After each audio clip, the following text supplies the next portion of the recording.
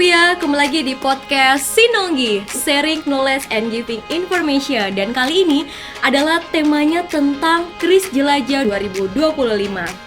Dan kali ini tentu saja ajang yang paling tunggu-tunggu loh tiap tahunnya dengan tema Jelajah Budaya Indonesia Sulawesi Tenggara 2025. Bukan cuma soal kompetisi nih, Mas Timo dan Kak Yeni.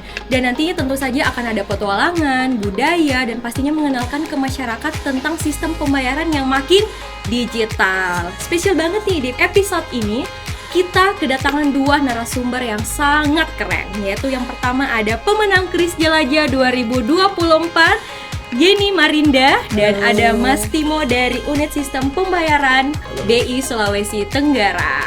Nah, kita mulai dulu dari Mbak Yeni. Boleh kenalan dulu nih Mbak Yeni? Boleh. Di sini adalah pemenang juara 1 ya dari Kris Jelajah 2024 ya. Wah, nih boleh nih di-spill cerita sedikit tentang pengalamannya selama mengikuti Kris Jelajah 2024. Iya, jadi kami dari tim Genpi Sultra. Genpi Sultra ini sebenarnya adalah Generasi Pesona Indonesia yang merupakan organisasi dari kami bertiga. Di tim itu ada Ilham, Yusril, dan saya. Jadi namanya tim Genpi Sultra. Nah, selama misi itu sangat seru karena memang kita ini suka budaya dan juga jelajah Sulawesi Tenggara. Jadi kayak Genpi Generasi Pesona Indonesia ini memang suka sekali jalan-jalan. Jadi ketika ada kompetisi Kris Jelajah Indonesia ini kayak harus kita daftar. Oh iya, dan Kris Jelajah pada tahun lalu juga tuh di Wakatobi ya? Iya, betul. Apa di Wakatobi saja atau ada spot-spot juga di Sulawesi Tenggara yang dikunjungi? Nah, kalau spot wisata itu paling terkenal mungkin di Sulawesi Tenggara, yang paling dekat dengan kota Kendari itu di Konawe, yaitu Pantai Toronipa dan Pulau Bokori. Oke nih. Nah, langsung saja nih sama Mas Timo.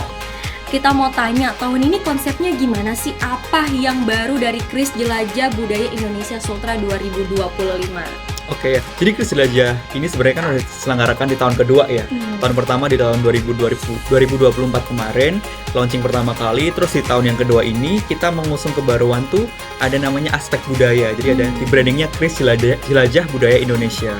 Yang baru di tahun ini adalah kita tuh mengangkat juga selain misi-misi terkait kebijakan Bank Indonesia, kita juga ikut untuk mengkampanyekan atau memviralkan nih ya kan budaya-budaya Nusantara yang ada di Indonesia ini. Jadi harapannya kan ini akan diselenggarakan di 46 kantor perwakilan dalam negeri Bank Indonesia ya. Jadi semua budaya-budaya Nusantara itu sudah bisa terwakili dan bisa terinformasikan dengan baik ke masyarakat di dunia ya, mungkin karena ini kan pasti akan viral kemana-mana. Mas Timo, aku mau tanya lagi nih, kalau misalnya untuk lokasi-lokasi gimana aja? Jadi yang beda di tahun ini tuh pelaksanaan Kris Jelajah Budaya Indonesia, kita ada satu tempat baru yang tahun lalu belum dikunjungi, yaitu dari Kota Bau-Bau. Di sana kita lihat Benteng Keraton dan Patung Naga ya di sana yang sebagai spot Kota Bau-Bau itu. Plus juga di tahun ini karena kita mengusung konsep budaya, jadi kita akan mensinergikan kegiatan Kris Jelajah Budaya Indonesia ini dengan adanya festival daerah di Wakatobi. Sebenarnya nggak boleh kasih tahu sih, tapi nanti cek-cek aja festival apa yang diselenggarakan di bulan Agustus ini, di akhir Agustus ya. Kita akan masukkan dalam salah satu misi kebudayaan di Kris Jelajah Budaya Sulawesi Tenggara di tahun ini. Wah, seru sekali ya, karena ada 3 lokasi yang akan diselenggarakan untuk Kris Jelajah 2025. Wah, ikutan ya semuanya Sobat Rupiah. Dan tentunya sudah banyak juga loh yang sudah mendaftar. Dan sudah ditutup juga nih Sobat Rupiah. Tapi nggak usah worry ya, karena tiap tahunnya akan diadakan. Nih, langsung ke Mbak Yeni lagi nih. Mbak Yeni mau tanya nih, untuk Mbak Yeni apa saja sih misi-misi yang sudah dijalankan sehingga mendapatkan juara 1 di Kris Jelajah 2024? Oke, jadi kalau misi-misinya kan mungkin di-spill terlalu lengkap nggak mungkin bisa ya, karena akan ada Kris Jelajah Budaya Indonesia nantinya. Tapi semuanya itu masih terkait Kris. Jadi kalau misalnya kita di tim itu sebelum mulai misi, kita ada pertemuan kecil-kecilan lah di tim untuk mempersiapkan nanti besok persiapannya apa, yang take konten apa, yang ngomong harus minimal semua. Ya, ada clue-cluenya juga ya. Semua tim, maksudnya dalam anggota tim ini harus aktif gitu. Wow, mungkin ada tips nih biar Sobat Rupiah bisa jadi sang juara seperti Kak Yeni nih. Aduh, tipsnya mungkin kompak harus. Oh, kompak. Okay. Iya, harus kompak karena memang kekuatan tim di sini digunakan ya. Jangan ada ego. Biasanya kan ada yang saya terus aja yang bicara. Itu kayaknya membuat konten kita kayak kaku. Jadi kalau bisa semua orang di dalam tim itu harus punya punya misi lah. Jangan hanya satu yang ngomong, satu yang ambil kamera, satu yang tidak. Jadi semua bisa jadi kameramen, semua bisa jadi orang yang menjelaskan. Jadi semua punya peran tersendiri di tim. Wow, oke. Kekompakan ya paling Betul. penting, dan misinya juga harus cepat ya Iya, betul. betul sekali. Jadi Sama ini mungkin satu terkait melihat konten-konten di cara mencari bagaimana agar konten kita ini kreatif dan menarik, kreativitas. betul, menarik dilihat oleh penonton nantinya. Oke, itu jadi tips juga ya untuk bisa jadi sang juara di Kris Jelajah 2025. Nah, untuk langsung nih dari Mas Timo, kalau dari Bank Indonesia sendiri, apa harapannya untuk peserta Kris Jelajah Indonesia Sultra tahun ini? Ya, pastinya sama seperti tujuan diselenggarakannya Kris Jelajah Budaya Indonesia ini ya.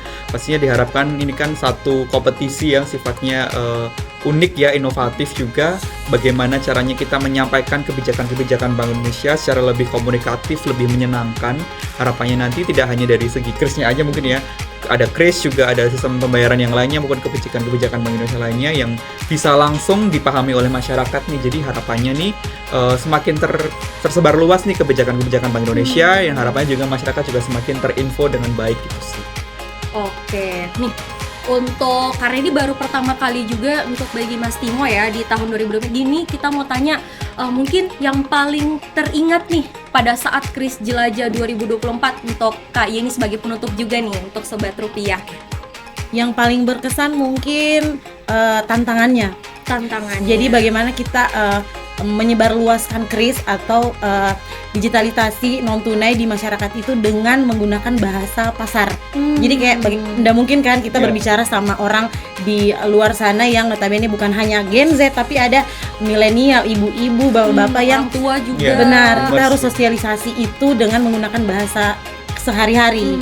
Seperti itu mungkin di situ, dan banyak yang kira kita ini penipuan. Iya gitu. Mungkin tentangnya lebih serunya di situ. Bagaimana kita tertantang untuk menjelaskannya lagi kepada masyarakat biar mereka lebih paham.